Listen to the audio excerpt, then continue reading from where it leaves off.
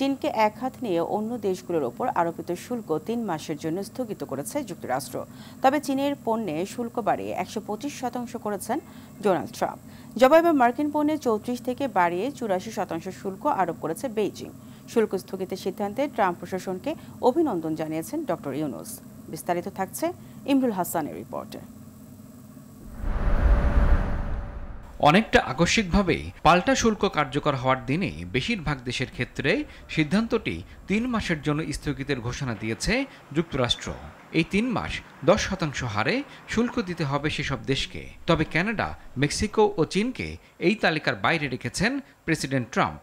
বরং চীনের জন্য শুল্ক হার 104 থেকে বাড়িয়ে 125% করেছেন তিনি। চীন একটি চুক্তি সই করতে চায়, তবে তারা ঠিক জানে না কিভাবে সেটা করতে হবে। এটা এমন কিছু তারা পুরোপুরি জানে না।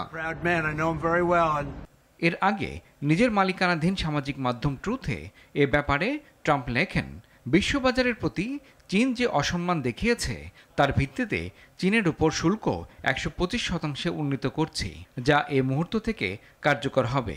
তিনি আরও লিখেন, তার প্রত্যাশা চীন দ্রুতই বুঝতে পারবে যুক্তরাষ্ট্র এবং অন্যান্য দেশকে শোষণ করার সময় বিষয়টি আর মানা হবে না। এদিকে 90 দিনের জন্য স্থগিতের অনুরোধে সাড়া দেয়ায় প্রেসিডেন্ট ট্রাম্পকে ধন্যবাদ জানিয়েছেন বাংলাদেশের অন্তর্বর্তী সরকারের প্রধান উপদেষ্টা অধ্যাপক মোহাম্মদ ইউনুস। প্রধান উপদেষ্টার ভেরিফাইড ফেসবুক পেজে তাকে উদ্ধৃত করে বলা হয়, 90 দিনের জন্য শুল্ক স্থগিতের জন্য অনুরোধে ইতিবাচক সাড়া দেয়ায় ধন্যবাদ। ট্রাম্পের বাণিজ্য নীতি সমর্থনে তার প্রশাসনের সাথে বাংলাদেশ কাজ চালিয়ে যাবে বলেও ফেসবুক পোস্টে উল্লেখ করা হয়।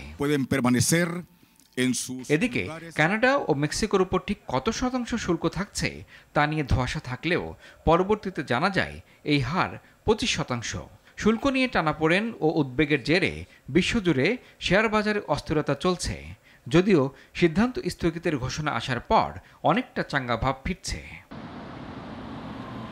হোয়াইট হাউসের তরফে ধারণা দেওয়ার চেষ্টা করা হয়েছে, যেসব দেশ প্রতিশোধ নেওয়ার চেষ্টা করেনি তাদের পুরস্কৃত করা হচ্ছে।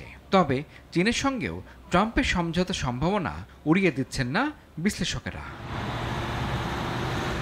ইমরুল হাসান, RTV।